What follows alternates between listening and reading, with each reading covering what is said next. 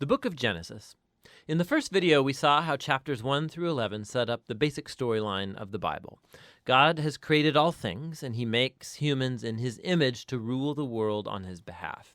The humans choose sin and rebellion, and so the world spins out of control into violence and death, all leading up to the rebellion and scattering of the people in Babylon. And so the big question is, what is God going to do to rescue and redeem his world? Well, out of that scattering at Babylon, the author traces a genealogy of just one family that leads eventually to a man named Abram, later known as Abraham.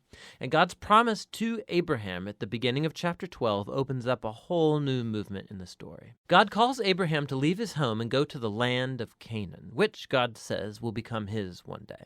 And in that land, God promises to make Abraham into a great nation, to make his name great, and to bless him. Now, these promises are connected back to earlier parts of the book. So Babylon had arrogantly tried to make a great name for itself, and that didn't go over very well. But God, in his generosity, is going to bestow a great name on this no-name guy, Abraham.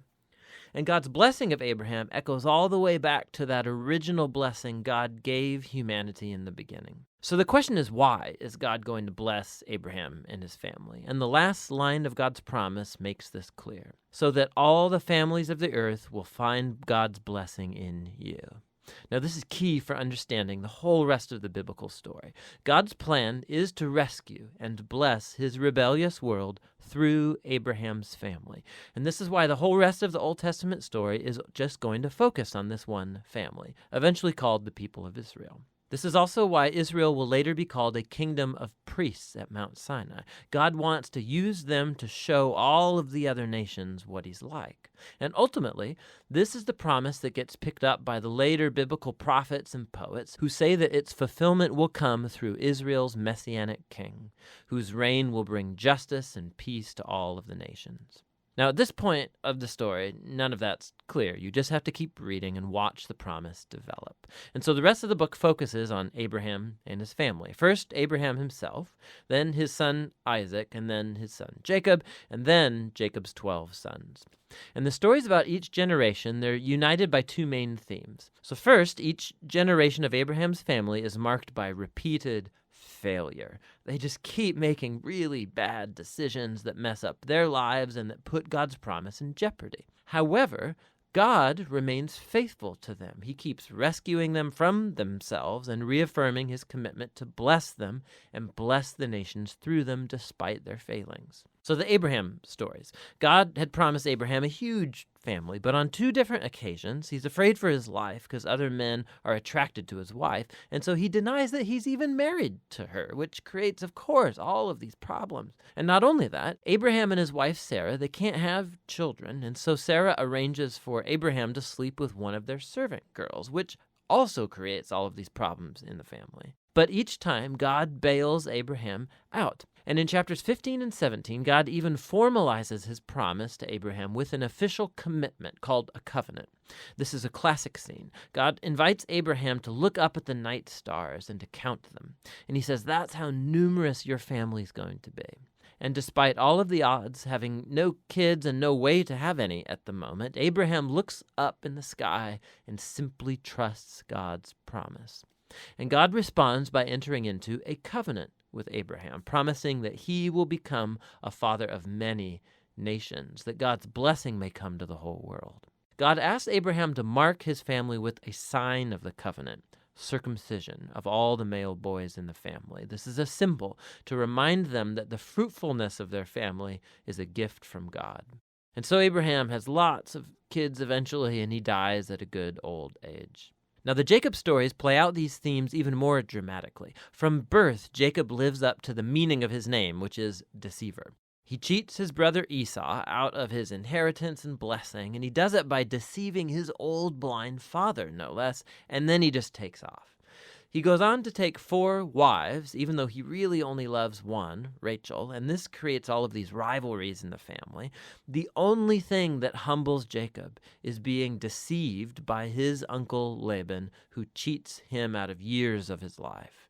The tables have finally turned. And so it's a humbled Jacob that returns to his homeland. And in a very strange story, Jacob ends up wrestling with God as he demands that God bless him. Some things never really change, do they? However, God honors his determination, and he passes Abraham's blessing on to him. And he renames Jacob as Israel, which means wrestles with God. Now, it's this last part of the book, the story of Jacob's sons, where all the themes come to a head. Jacob loves his second to youngest son, Joseph, more than any of the others, and he gives him this special jacket. And the 10 older sons come to hate Joseph, and so they kidnap him, and they plan to kill him, but instead they decide to just sell him into slavery in Egypt, where he ends up in prison. Talk about family failure. But God is with Joseph, and he orchestrates Joseph's release from prison, and Pharaoh ends up elevating Joseph to second in command over all of Egypt. And so Joseph saves the nation of Egypt during a famine. And he also ends up saving his brothers and his family from starving to death. And so once again, we can see the folly and the sin of Abraham's family is met with God's faithfulness, who subverts even the evil of the brothers into an occasion to save life. And this is actually what Joseph says right near the end of the book. He says to his brothers, "You all planned this for evil, but God planned it for good, to save many lives." Now, these words are strategically placed at the end of the book because they summarize not only the story of Joseph and his brothers, but the book as a whole. From Genesis 3 onward, humans keep acting selfishly and doing evil, but this God is not going to leave his world to its own devices. He remains faithful and determined to bless people despite their failures. You can see this especially in how that mysterious promise about the descendant of the woman gets developed throughout the book. So remember, Genesis 3, God promised that this wounded victor would come and crush the snake and defeat evil at its source. And the author then connects this promise directly to the line of Abraham. This is a part of how God's going to bring his blessing to the nations. Now, from Abraham, this promise gets connected to Judah, the fourth son of Jacob, and this is how. In an extremely important poem in chapter 49, in aging Jacob, he's on his deathbed, he wants to bless his 12 sons. And when he comes to Judah, Jacob predicts that Judah will become the tribe of Israel's royal leaders, and that one day a king will come who will command the obedience of all the nations and fulfill God's promise to restore the garden blessing to all of the world. And then after this, Jacob dies. And later, Joseph dies too. And the growing family remains in Egypt.